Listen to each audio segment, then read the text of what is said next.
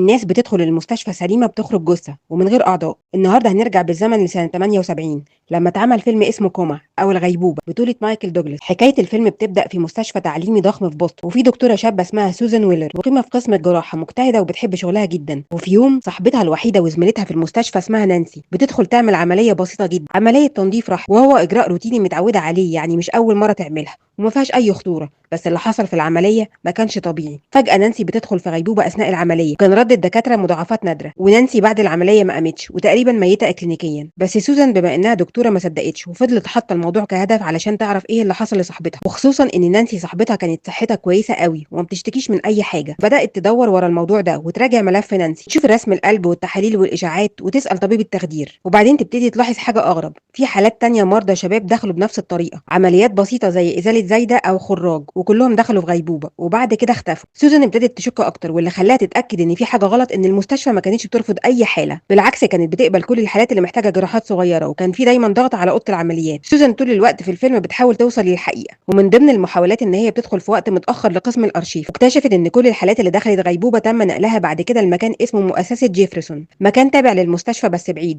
المفروض ان هو مركز متطور لرعايه مرضى الغيبوبه، بس لما راحت تزوره اكتشفت ان هو تقريبا مشرحه حديثه، مربوطين باجهزه في صمت تام ومفيش اي حركه للحياه. ومن تحقيقاتها تكتشف ان رئيس قسم الجراحات في المستشفى ومدير المستشفى دكتور هاريس كان بيبدل الاكسجين في انبوبه التنفس باول اكسيد الكربون، وده غاز بيموت خلايا المخ لكن بيخلي باقي الجسم سليم علشان يقدروا يحتفظوا بالاعضاء بدون ما تتلف. وبمجرد ما المريض بيدخل في غيبوبه بيتسحب على مركز جيفرس وبيتعمل له فحوصات، وبعدها بيبداوا يجهزوا الاعضاء للبيع، يعني تجاره اعضاء بشريه منظمه ومحميه، والمستشفى بالكامل متورطه من التمريض للاداره للاطباء الكبار. وهنشوف مشهد للدكتوره وهي بتحاول تثبت الحقيقه وتهرب من الامن في المستشفى، فهتشوف راجل كانت واقفه بتكلمه مع الدكاتره كان داخل يعمل عمليه صغيره وجسمه كان سليم تماما، فهتشوفه هو ميت وبيستأصلوا كليته، فساعتها هتتاكد من كل حاجه، وهتحاول تهرب وتبلغ زميلها دكتور مارك اللي كان في الاول ما صدقهاش وافتكرها مرهقه من الشغل او زعلانه على صاحبتها، بس هي كانت مصممه وحاولت كتير وعرفت توصل لوثائق وورق يثبت كلامها. ولما بدات تقرب من الحقيقه اكتر حصلت الكارثه، تم استهدافها شخصيا من رئيس قسم الجراحه ومدير المستشفى لما راحت تقول له على اللي اكتشفته، وطلع هو المسؤول عن كل اللي بيحصل وعن المؤسسه وبيع الاعضاء، فخدرها علشان يخلص منها ويبيع اعضائها هي كمان، وحطوها على الترولي علشان تروح اوضه العمليات. بس وهي على الترولي بتحاول تبص بعينيها لمارك وتلمح له بحاجه لانها مش فايقه،